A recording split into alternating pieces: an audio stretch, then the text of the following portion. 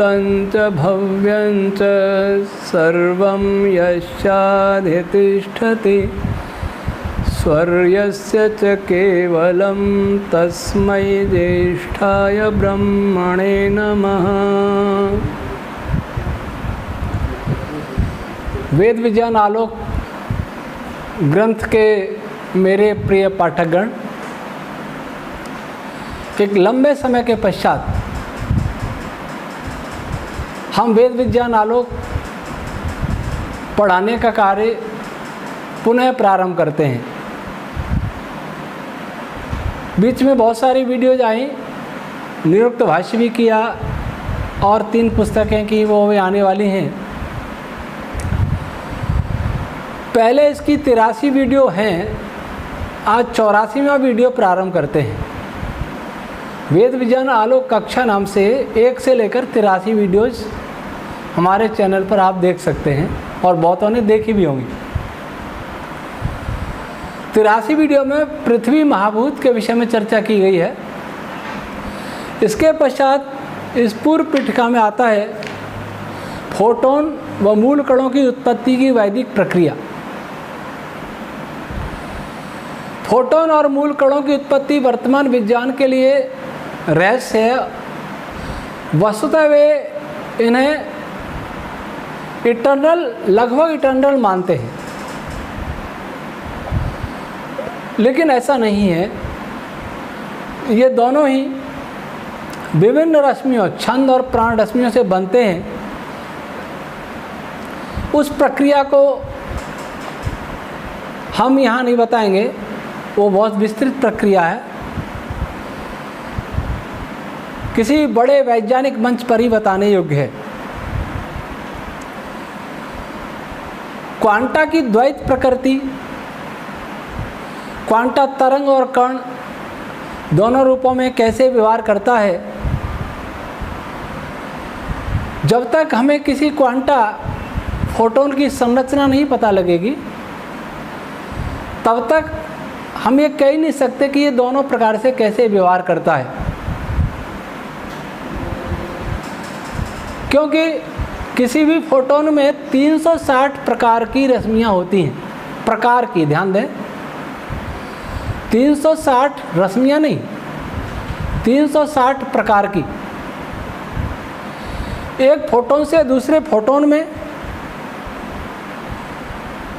भेद क्यों होता है, फ्रीक्वेंसी का भेद क्यों होता है, वेवलेंथ का भेद क्यों होता है, उसका कारण यह है कि उन फोटोन्स के अंदर जो 360 प्रकार की रश्मियाँ हैं उनमें क्या अंतर है।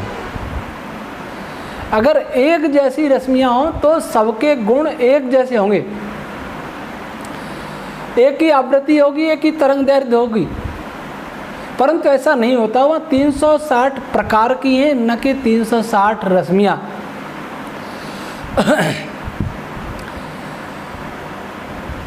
इसीलिए उनमें अंतर होता है। जब कोई फोटोन स्पेस में गमन कर रहा होता है तो वो फैला हुआ चलता है, और जैसे ही वो किसी इलेक्ट्रॉन द्वारा आकर्षित होता है, इलेक्ट्रॉन पर गिरता है, उस समय वो कण का रूप धारण कर लेता है। उसकी एक विशेष प्रक्रिया है, क्यों धारण करता है, इसमें भी कुछ वेद मंत्र रश्मियाँ कार्य करती हैं, भूमिका निभाती हैं। उसकी चर्चा आगे इस ग्रंथ में आएगी। अब हम चलते द्रव्यमान एवं उसका स्वरूप। द्रव्यमान क्या है, मास क्या है। इस मास की उत्पत्ति पर पीटर हिग्स को नोबेल पुरस्कार मिला। 2012 में जो जिनेवा की सर्न जो प्रयोगशाला है, जो विश्व की सबसे बड़ी प्रयोगशाला है, उसमें प्रयोग किया था। 8000 इंजीनियर और वैज्ञानिकों ने मिलकर, वे 70 देशों के लोग थे, जिसमें से 70 वैज्ञानिक और इंजीनियर भारतीय दल के भी थे। उसमें पीटर हिग्स अमेरिकी वैज्ञानिक हैं। उन्होंने 1961 में एक दुनिया को परिकल्पना दी थी कि किसी भी कण में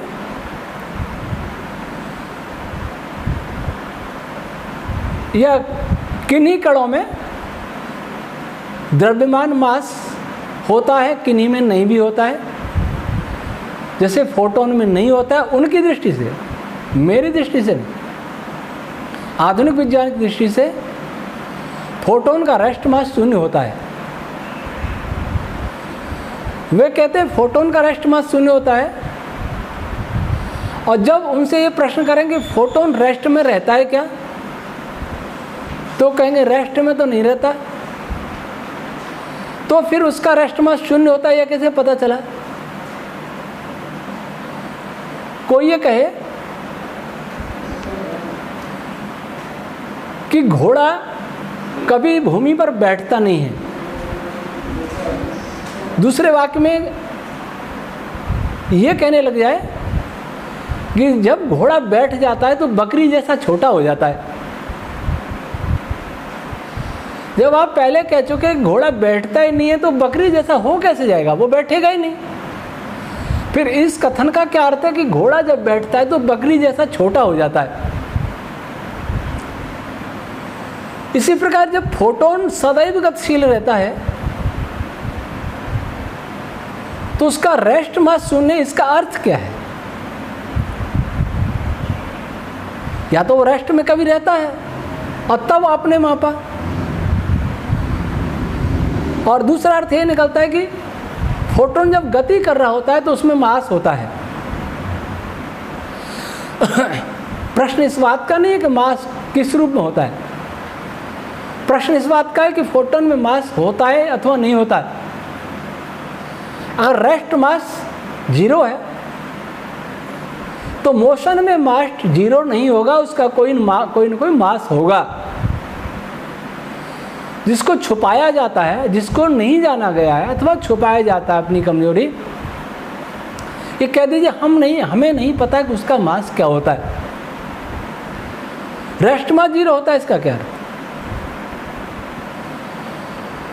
वैसे तो कोई भी कण विराम अवस्था में रहता ही नहीं, इस बात को विज्ञान भी मानता है।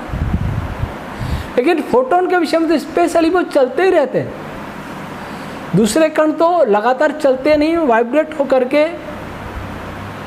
कोई न्यूक्लियस में रहता है, कोई इलेक्ट्रॉन है तो वो चक्कर लगाता है, मोशन तो होती है। लेकिन जैसे फोटोन फ्री गमन करता है वैसे नहीं करते, करते भी हो नहीं भी करते, दोनों बात। जब न्यूट्रिनो स्पेस में चलते हैं तो वो भी फोटोन की तरह ही चलते हैं, उनकी भी स्पीड लगभग वही होती है और उनका भी मास लगभग 0 ही माना जाता है, लगभग। लेकिन और भी कण आते हैं सूर्य से, उनमें तो मास मानते हैं। इलेक्ट्रॉन आते हैं, प्रोटॉन आते हैं, न्यूट्रॉन आते हैं, उनमें तो मास मानते हैं, क्योंकि वो एटम में आकर के फ्री गमन नहीं करते। इलेक्ट्रॉन तो फ्री भी गमन करते हैं, लेकिन दूसरे मोशन में अवश्य रहते हैं। खैर, तो पीटर हिग्स ने सोचा कि किसी में मास होता है, किसी में नहीं भी होता है, और किसी में कम होता है, किसी में अधिक होता है। इसका क्या कारण? इसके लिए उन्होंने कल्पना की कि कोई ऐसा फील्ड है सारे ब्रह्मांड में जिससे टकरा करके किसी भी पार्टिकल में मास उत्पन्न होता है, द्रव्यमान उत्पन्न होता है।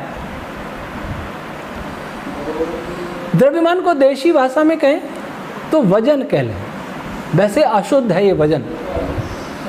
भार कहना, वजन कहना ये शुद्ध नहीं है, फिर भी साधारण लोगों के लिए उसे वजन मान लेते हैं। जैसे एक पात्र में पानी लिया और उसमें एक चम्मच से चलाने लगे, घुमाने लगे, तो चम्मच पानी में घुमाने पर अधिक बल अनुभव करती है और हवा में घुमाने पर कम अनुभव करती है। और उस चम्मच को शहद भरे पात्र में घुमाओ तो और ज़्यादा प्रतिरोध का अनुभव करती है। तो ये प्रतिरोध जो द्रव्यमान का एक रूप है, इनर्शिया, किसी भी कोई भी पदार्थ अपनी स्थिति में परिवर्तन होने का विरोध करता है। चम्मच को हवा में उसकी स्थिति में परिवर्तन करें, इस घड़ी को हवा में यूँ घुमा रहा हूँ तो कम प्रतिरोध का अनुभव होगा, इसी को पानी में घुमाऊंगा तो ज़्यादा अनुभव होगा, इसी को शहद में घुमाऊंगा तो और ज़्यादा अनुभव होगा। तो पीटर हिग्स ने सोचा कि कोई ऐसा पदार्थ है जो भरा रहना चाहिए ब्रह्मांड में फील्ड के रूप में, जिसमें से कोई भी कण गमन करेगा तो उसमें मास गुण पैदा हो जाएगा। मास गुण है किसी द्रव्य का, द्रव्यमान, महाराष्ट्र में बोलते हैं वस्तुमान। इस शब्द का अर्थ है कि उसमें कितना पदार्थ है ये मापना।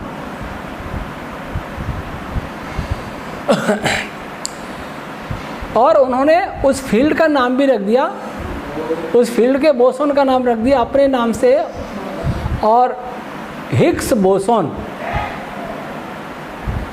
ये बोसोन में सत्येंद्रनाथ बोस जो भारतीय वैज्ञानिक है उनका नाम जुड़ा हुआ है।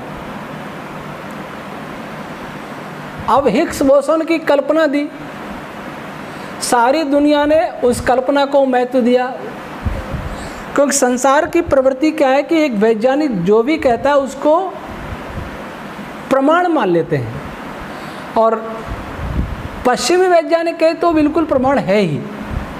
यूरोप का कहे, अमेरिका का कहे, या पश्चिम का न कहे तो जापान का कहे, रूस का कहे, कहीं विदेशी कहे तो ज़्यादा मानेंगे, भारत वालों की मानसिकता तो ये। खैर पीटर साहब की बात को महत्व दिया गया, 61 वर्ष इस पर काम हुआ।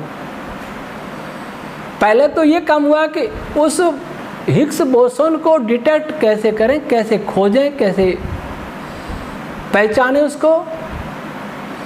उसके लिए मशीन बनाई LHC, लार्ज हेड्रॉन कोलाइडर। उसमें ही अरबों खरबों डॉलर खर्च किए गए, सारी दुनिया लगी, 70 देशों के लोगों ने तो वहाँ काम ही किया। 70 देशों के वैज्ञानिक इंजीनियर का मतलब 70 देशों की सरकारें एक कल्पना को साकार करने में जुट गई। और आप सबने सुना हुआ कि कितना हंगामा हुआ, ब्लैक होल बनेगा, सब नष्ट हो जाएगा, दुनिया नष्ट हो जाएगी। मेरे पास भी बहुत फ़ोन आए उस समय, मैंने कहा कुछ नहीं होगा। कितने ही बच्चे रो रहे थे, लेकिन किसी को लेना देना नहीं था। सन 12 में घोषणा हुई कि हिग्स बोसोन की खोज कर ली गई है, डिटेक्ट कर लिया है, और पीटर साहब को नोबेल मिला। दूसरे वैज्ञानिकों को बधाइयाँ मिली जो उनके साथ काम करने वाले थे। और हमारे भारतीय वैज्ञानिक तो मात्र सहयोगी बनते हैं, उनको कभी नोबेल मिला नहीं बहुत सालों।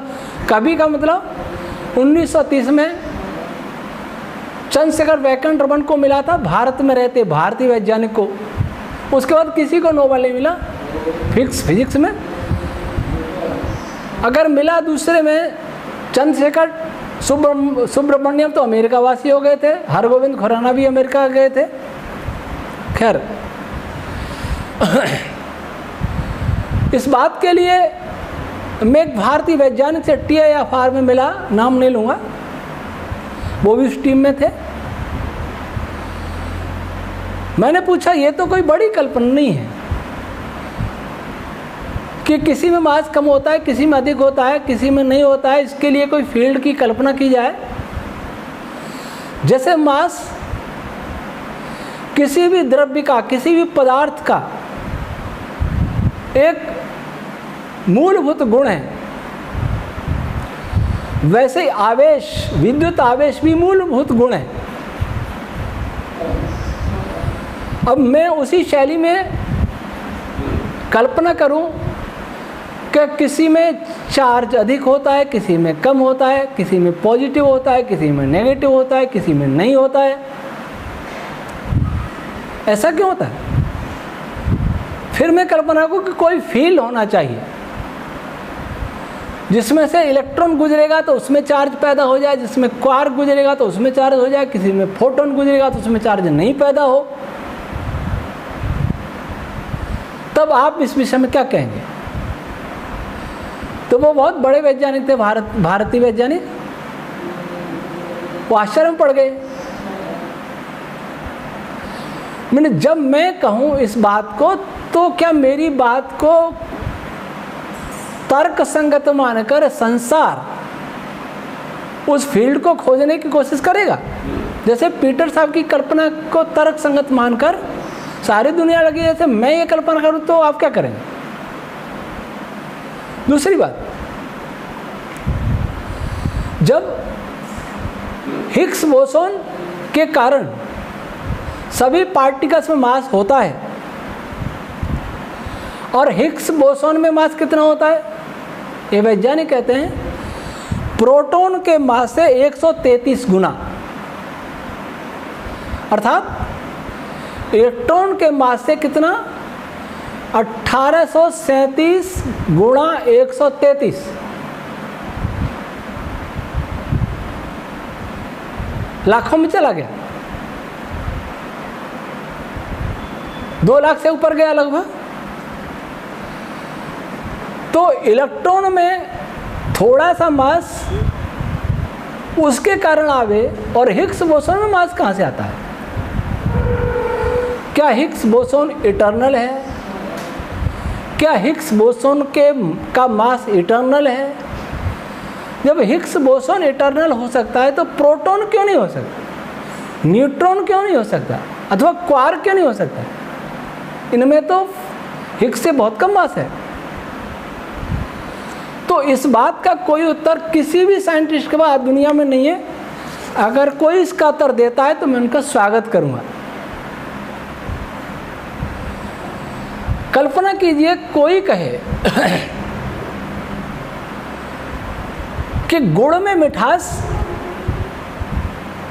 गन्ने में मिठास गुड़ के कारण आ गई।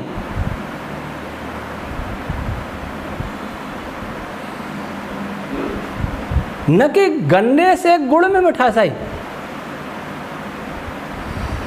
बड़ी वस्तु में मास छोटी वस्तु के कारण आए, ये तो संभव है कि बड़ी वस्तु छोटी वस्तु से मिलके बनी हो सकती है, लेकिन छोटे मास वाले कण में बहुत उससे लाख लाख 2-2 लाख 2.5 लाख गुने मास वाले कण के कारण मास आ जाए, ये तो कल्पना ही तर्कहीन है, तथ्यहीन है। इस पर इतना बड़ा हुआ, क्या कहूँ उसे, नाटक हुआ, जो भी हुआ, और विज्ञान के नाम पर ये सब हुआ।